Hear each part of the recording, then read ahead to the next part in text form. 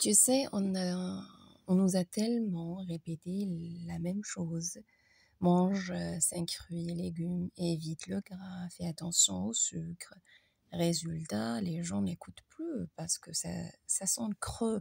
Et puis tout le monde a bien appris la diététique, l'alimentation, les tables alimentaires.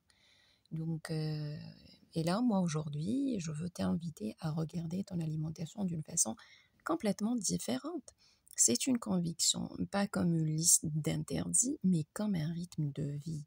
Oui, un rythme de vie comme un sang qui sort dans ton intérieur. Voilà. Alors, ton corps est une maison vivante, c'est pas un, un paquet où on doit remplir et puis c'est tout. Chaque bouchée que tu manges devient un mur, une fenêtre, une brique de cette maison-là.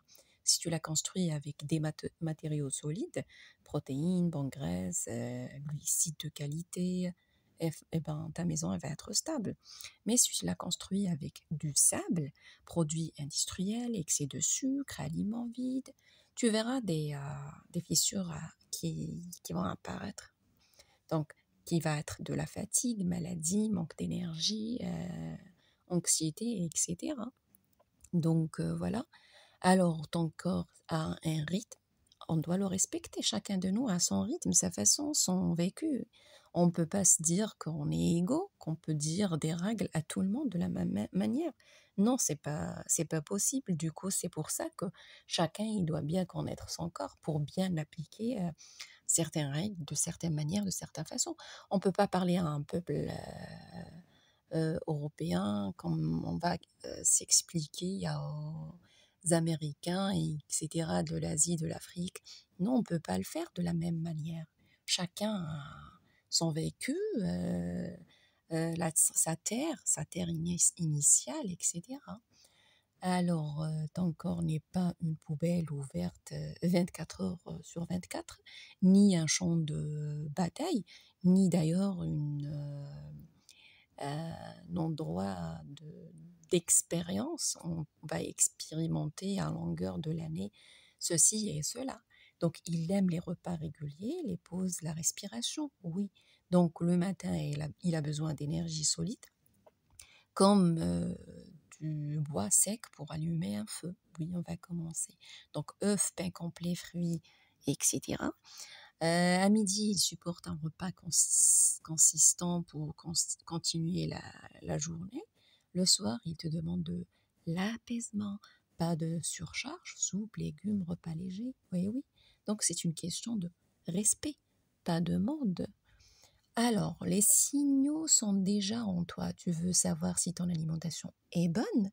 Alors, n'attends pas que quelqu'un sur l'Internet te dise écoute ton corps. Non. Après un repas, si tu te sens léger, concentré avec de l'énergie, ton choix a été juste. Tu sens une certaine lourdeur, ballonnement, fatigue. Ton corps, il est en train de te dire non, c'est pas comme ça, on change. Ton ventre, ton énergie, ta peau même, ton humour, oui, il parle plus fort que toutes les publicités. Donc, on va essayer de les écouter notre corps. Très bien. Alors, la simplicité est plus riche que la complexité. Très bien. Donc, on est des êtres humains.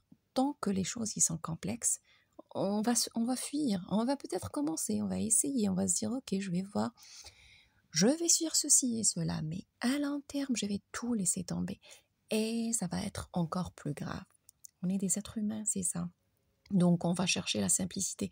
Autant plus que dans notre temps, cette époque-là, on veut que de la simplicité. Et d'ailleurs, en cherchant cette simplicité, on est tombé dans un autre contexte qui aggrave notre état de santé. Donc, on croit que manger sain, c'est compliqué, cher, réservé aux experts. Eh bien, pas du tout, mais la réalité est l'inverse. C'est la simplicité qui nourrit le mieux. Oui, c'est la simplicité. Donc, un plat de lentilles à mijoter vaut mieux qu'un plat transformé hors de prix. Un fruit de maison est plus riche qu'un dessert industriel light, c'est ça.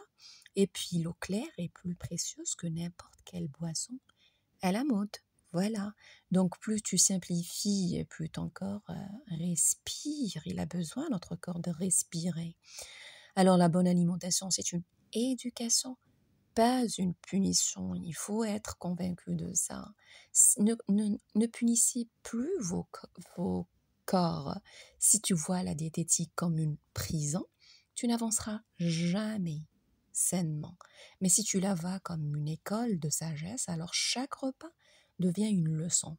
Quand tu choisis une poignée de noix au lieu d'un paquet de chips, tu, tu apprends la patience. Oui, c'est ça, hein. On doit être quand même patient, on doit quand même savoir comment contrôler nos envies. Et puis voilà, quand tu bois de l'eau au lieu d'un soda, tu apprends le respect de ton corps. Quand tu cuisines maison, tu apprends l'amour et le partage. Il faut apprécier tout ça. On a perdu ce sens-là. Donc la bonne alimentation n'est pas seulement une affaire de santé, mais plutôt c'est une affaire de valeurs, qu'on est en train de perdre toutes sortes de valeurs, malheureusement. Alors, pour conclure aujourd'hui, voilà ce que je voulais te dire. Tu n'as pas besoin de suivre sans règles compliquées. Non, pas du tout, c'est pas ça le but. Tu as seulement besoin de trois choses. Oui, trois choses. Écoute bien. Construire ta maison avec des briques solides, respecte le rythme naturel de ton corps et puis écoute les signaux que ton corps t'envoie.